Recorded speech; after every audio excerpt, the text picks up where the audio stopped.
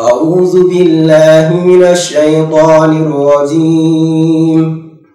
بسم الله الرحمن الرحيم. يسبح لله ما في السماوات وما في الأرض الملك القدوس العزيز الحكيم.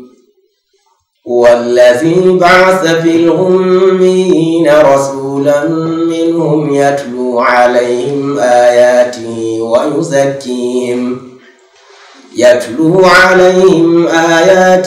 ويزكيهم ويعلمهم الكتاب والحكمة وإن كانوا من قبل لفي ضلال مبين.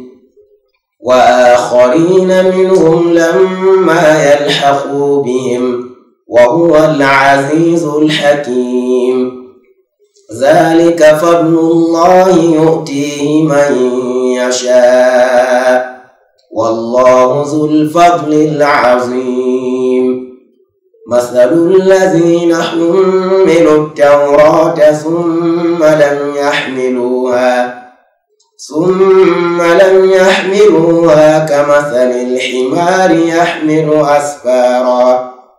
بئس مثل القوم الذين كذبوا بآيات الله والله لا يهدي القوم الظالمين. قل يا أيها الذين هادوا إن زعمتم أنكم أولياء لله من دون الناس فتمنوا الموت إن كنتم صادقين ولا يتمنونه أبدا بما قدمت أيديهم والله عليم بالظالمين. قل إن الموت الذي تفرون منه فإنه ملاقيكم ثم تردون إلى عالم الغيب والشهادة فينبئكم بما كنتم تعملون. يا أيها الذين آمنوا إذا نودي للصلاة من يوم الجمعة فاسعوا إلى